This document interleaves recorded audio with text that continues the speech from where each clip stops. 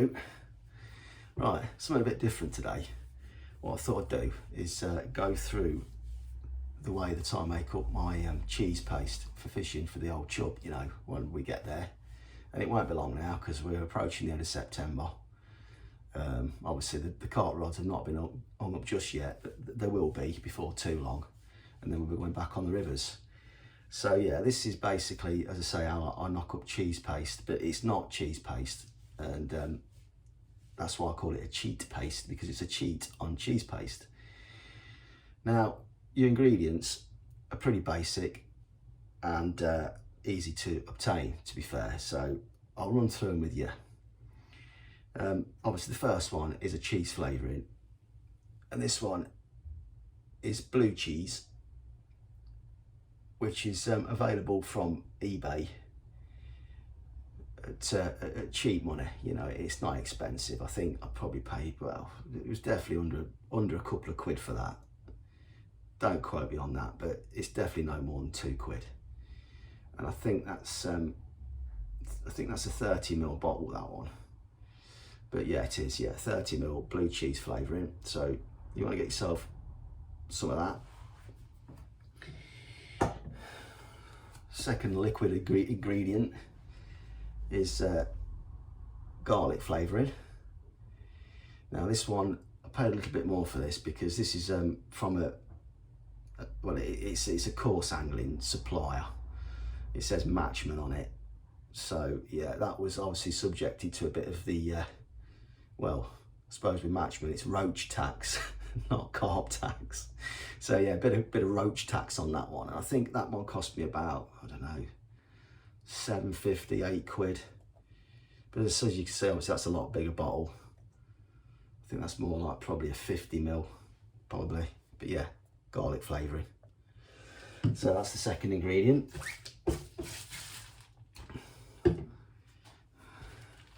Turmeric. Serves two purposes. Obviously colours it. It makes it smell nice. Yeah, gives it another dimension on the scent, you know, because it smells like well, like turmeric. So yeah, get yourself a jar of turmeric.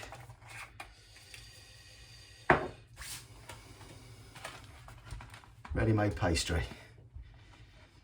This is a puff pastry from the co-op.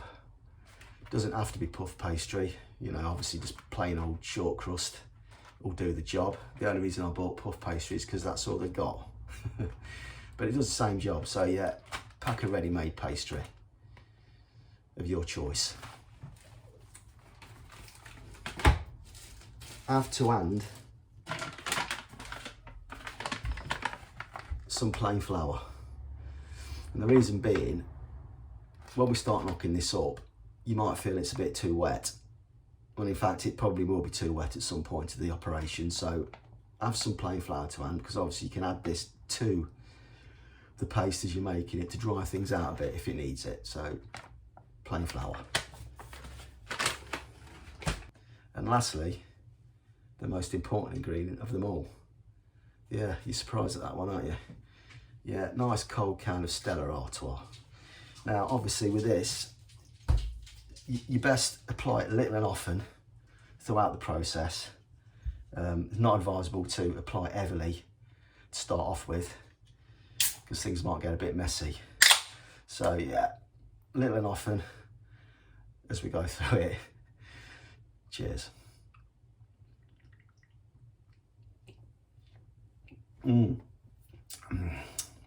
Nice. Right, so let's crack on. So firstly, obviously, undo your pastry, comes in a roll like that. You've probably got 2 sheets, I think, of these.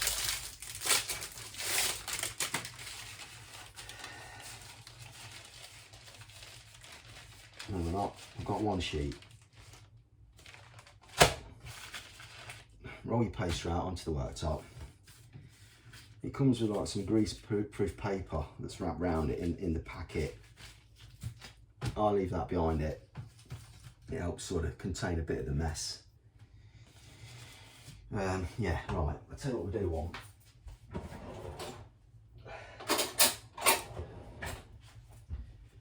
Kitchen knife. What I'm going to do, I'm going to lightly score the pastry that way and that way.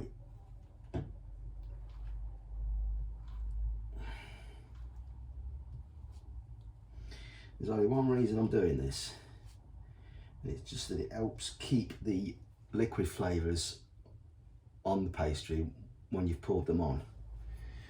Now, before we get involved in the flavours, one thing I would advise is a pair of disposable gloves, because trust me, that blue cheese flavour stinks. Horrible.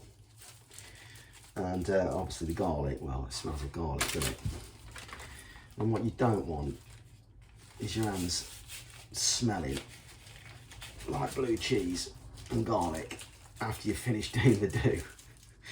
So obviously a nice pair of disposable gloves will keep your hands from smelling.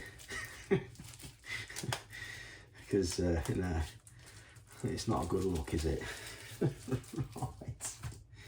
So yeah, get your garlic. And there's no hard fast rules to this. All we're going to do is lightly just sprinkle some drops of the garlic on top of the pastry there, like that. I think that'll be enough. So there you go, that's the garlic in. I mean, if you wanted to measure it out, I would assume that that's around about 10 mil, 10 to 15 mil, plenty. Blue cheese flavouring, same again. Just sprinkle a bit over the top there. Again, roughly the same. I say it's not rocket science. I mean, at the end of the day, that does smell, that is horrible.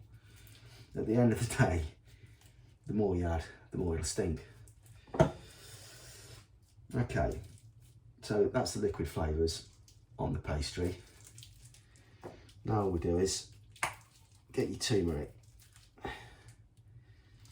give it a good liberal coating. There we go, plenty of that gear, because again, you see, obviously the more you add, the more orangey it'll end up. But there we go, that's that. Okay, now all we're going to do now is fold the corners over to keep everything in the pastry, as opposed to all over the worktop and the grease-proof paper. And now all we've got to do now is knead the living daylights out of it. So I'll crack on with this, and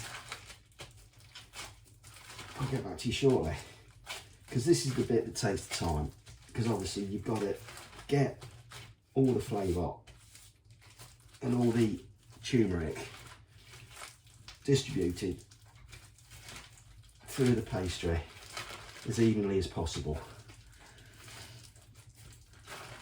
and it does take some time. So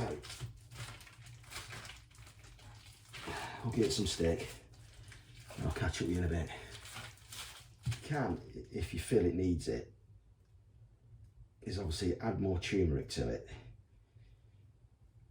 as you need it, because it won't hurt. Right, it's slowly coming together now with regards a nice even colour. Obviously the more you knead it, the more even it'll become. But what you will notice, quite sticky. at this stage. Oh, shit. Yeah, quite sticky, which is not what you want.